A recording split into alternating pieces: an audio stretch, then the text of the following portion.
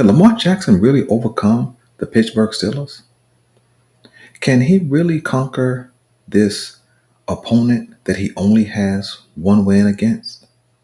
We discuss next on the GM. Jackson slings it, end zone, touchdown, Baltimore. Zay Flowers. Jackson keeping it. Jackson fake. Jackson tosses. Incomplete. Welcome to Pittsburgh Steelers Week. A week that we probably have been dreading as Baltimore Ravens fans. We were super excited to get through Sunday, but then we have to look towards Saturday. Saturday's matchup is at home against the Pittsburgh Steelers, a foe that we have not had much success against. In fact, Lamar Jackson only has one win against the Pittsburgh Steelers. And it's not really a matter of why, but what? What happens to the two-time MVP when he goes up against the Steelers? Is it something that the Pittsburgh Steelers is doing? Or is it something that the Baltimore Ravens are doing? Well, I think a real way to figure out if he really can defeat the Pittsburgh Steelers is to jump in the time machine and let's go back to the last time he defeated the Steelers. From the gun. They handle the rush. He slings it for a first down. They'll go out of the pistol with Gus Edwards now in. Jackson will keep it.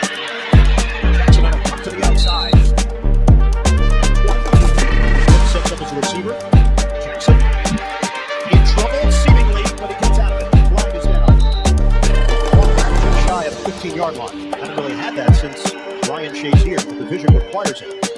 First down. Jackson turns the corner. Baltimore in front 10-7. Jackson hits Ingram, who veers towards the sideline to pick up 5 through the air. Justice Hill will shift out of the backfield, set up in the slot.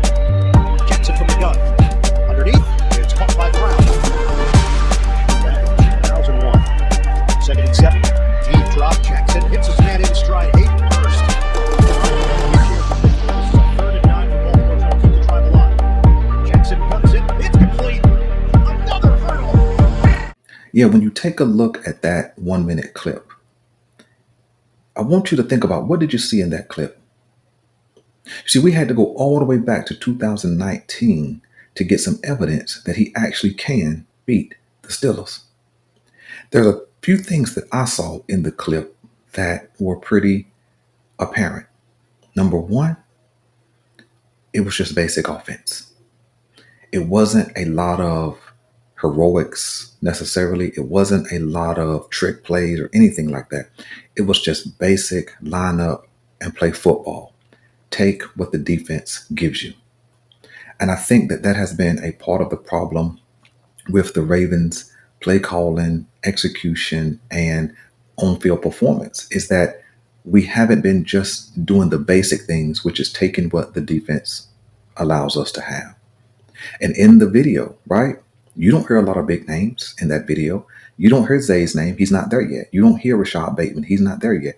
You definitely don't hear Derrick Henry. He's not there yet. You hear guys like Gus Edwards. You hear guys like Willie Snead. You hear guys like Mark Andrews, right?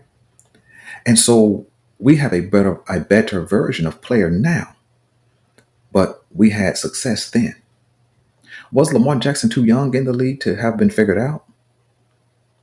Is the Baltimore Ravens offense less than itself when we play the Steelers?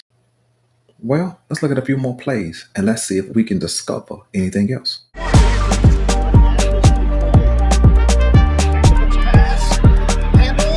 Touchdown! Marquise Brown going upstairs for the score. That catch since week 1 against Miami. Watch how high he goes to get this one. He's only 5'9". Ravens have rushed for at least 150 yards in 11 straight games. Longest average streak in the NFL. And hit along the sideline, short of the first down. Terrell Edmonds will be at stake late in the season with the AFC North. Jackson, beautiful fake by Jackson. Just across the 40-yard line for a 5-yard run. Andrews shifts out of the backfield on 3rd and 13 for Baltimore. Jackson lets it fly. He's got Andrews short of a first down. Snead in motion.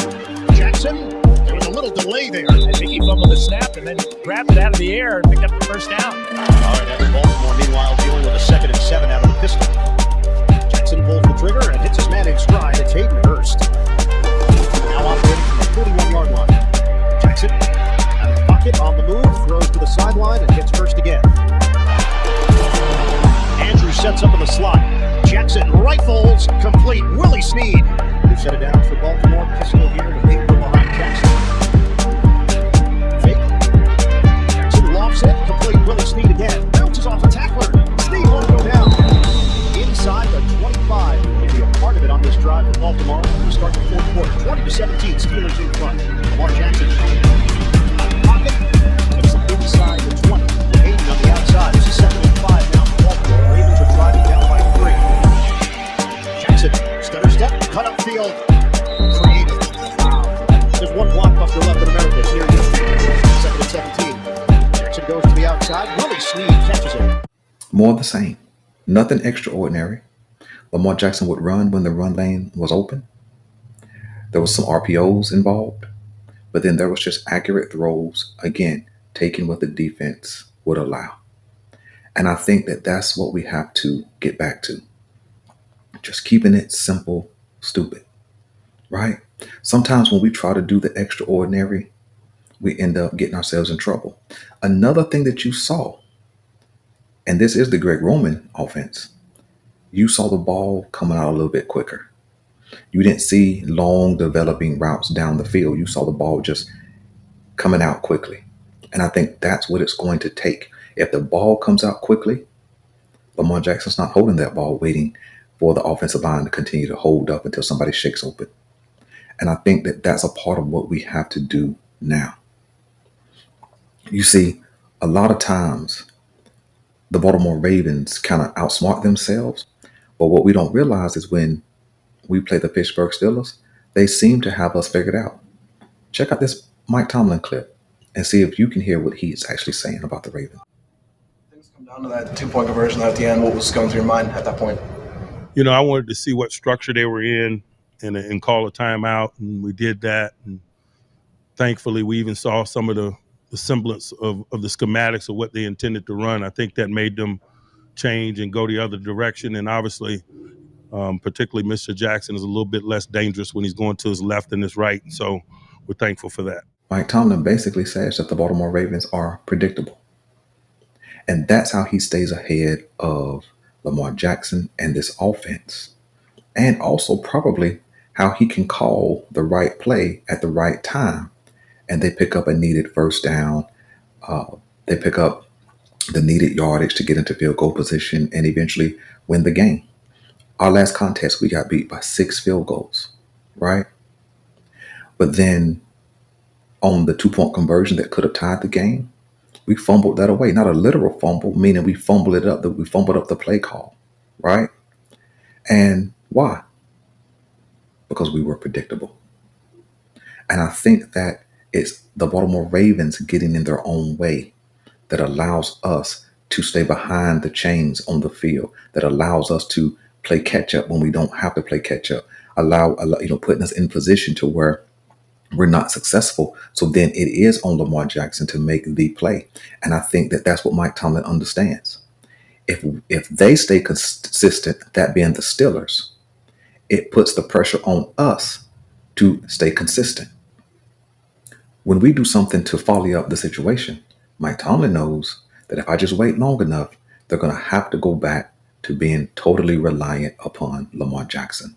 And that defense and their scheme is already set up to defend that.